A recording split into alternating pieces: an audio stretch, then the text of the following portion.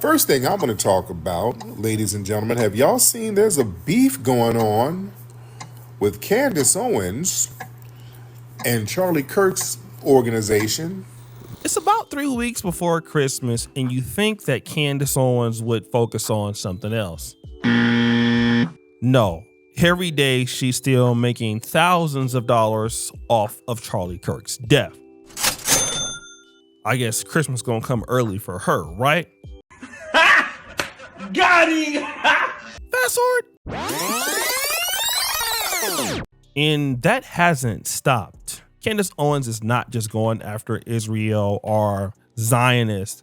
Now she has a new opponent. Basically, Candace Owens, she accused Turning Point USA's leadership of betraying Charlie Kirk. And this was, she said, before his assassination. Well, I don't like to use assassination with this dude.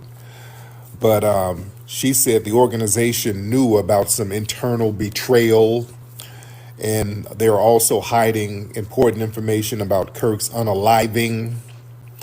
She's been promising to name people and out people within Turning Point's leadership to provide evidence and all this stuff. So she urged donors who supported Turning Points USA to request refunds.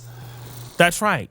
Candace Owens now is exposing Turning Point for turning on Charlie Kirk right before he passed away, and even implicating at a certain point his wife. And so this has become a very, very big thing. It's become so strong that Turning Point USA themselves have come out to address it. That the ball is in our court. So here's what is going to happen. In the near future, there will be a live stream here in Phoenix where we address in a clear and comprehensive way the claims and accusations, the false accusations that have been made against Charlie's family, friends, and the people here at Turning Point. We plan to walk through everything carefully and thoroughly. If Candace is available, we would sincerely welcome her participation in that live stream at our studio here in Phoenix. At this point, we believe the ball is back in her court. Now, Candace Owens is saying that she's open to debate or ask them the tough questions. And of course, because of this, Candace Owens has caused a big rift right now. And even Turning Point, they've been getting certain threats, certain emails. It's just really bad and rough right now because of what is going on. And a person that is commentating on this is Tariq Nasheed. Now, this is interesting because Tariq Nasheed typically doesn't cover something like Candace Owens, but he decided to do it. And his insight is pretty unique.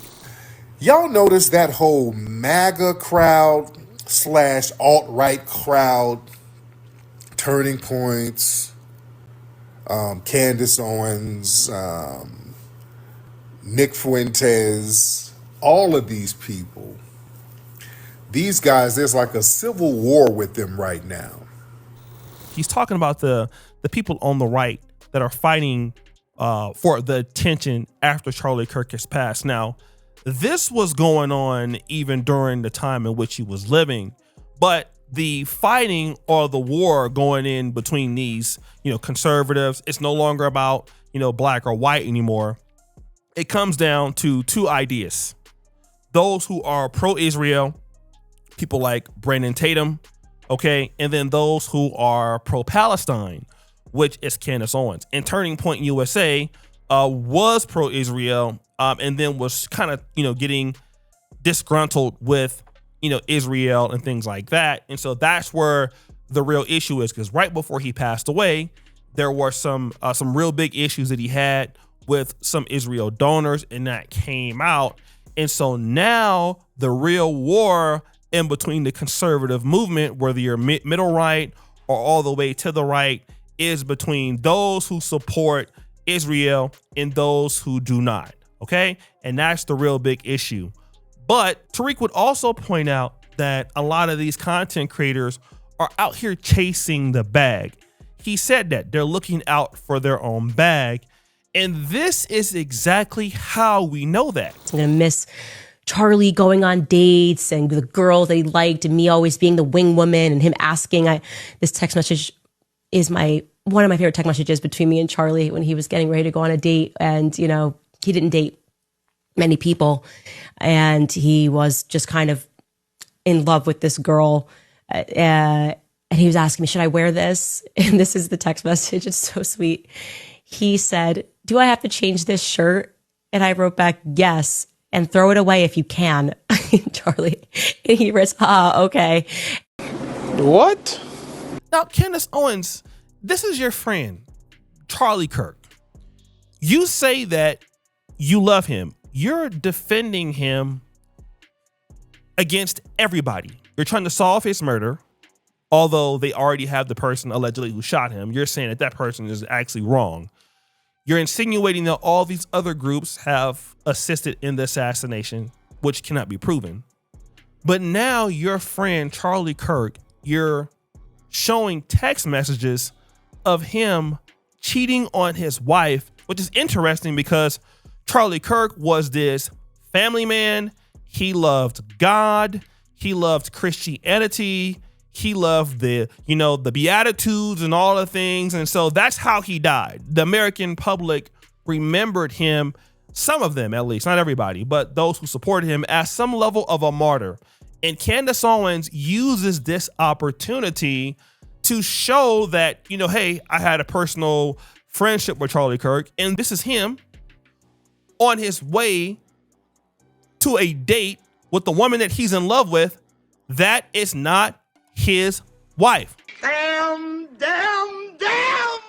This is something that you would have never released if he was alive. So why do we need to know that Charlie Kirk was cheating on his wife? Like, we don't need to know that. And that is exactly what Tariq is trying to point out here, is that this is basically just chasing the bag, and whoever can get the bag first, that's where we're at.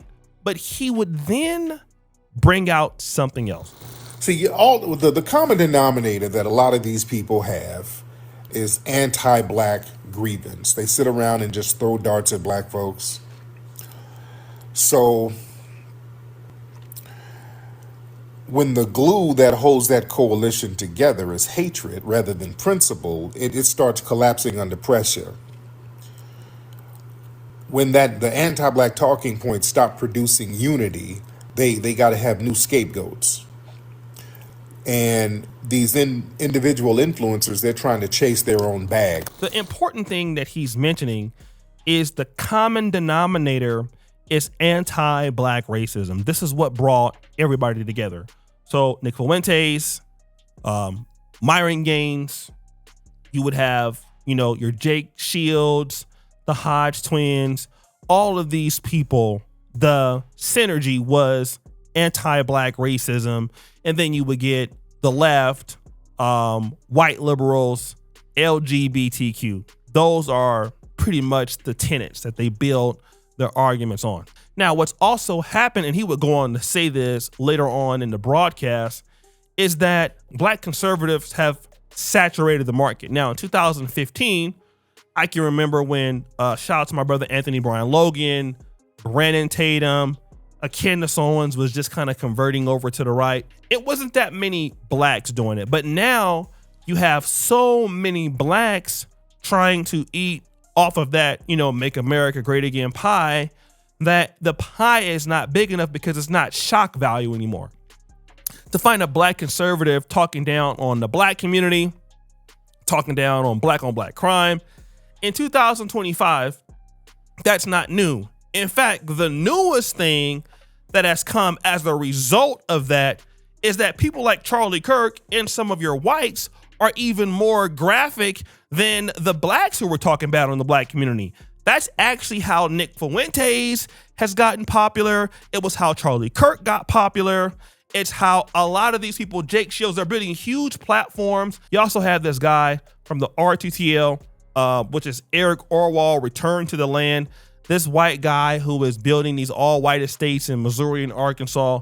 People like him are even more popular than your people like Brandon Tatum now, because now it's coming directly from the white person's mouth. So they don't even need black people or non-blacks or even, Indians or Arabs or black Arabs like Myron to do the dirty bidding for them. they'd rather hear it from the whites themselves. And so they are the ones that are blowing up. And I'm going to give you proof of what Tariq is saying. Fast forward. Let's look at this guy. Reverend Jordan Wells. Okay, Reverend Jordan Wells is a African-American. He lives in Florida. He has went viral here and there. Okay, he's been on Dr. Phil. You guys probably seen him. He was the one that was debating Amanda Seales on Jubilee, and he's been on Fox. Okay, and so he is one of the black conservatives that is pro-Israel. However, what did he say? Right in our that is trying to take over the Republican Party, the MAGA movement, the America First movement, I can't get with. As a black African-American man, it's apparent that I'm not welcome in that stream. Now, most Republicans aren't like this, right? I have a lot of support, but their voices are getting louder and louder. The Nick Fuentes's, these are racist. I am black. I can't support. So he himself has complained about racism because he's a black person supporting Israel.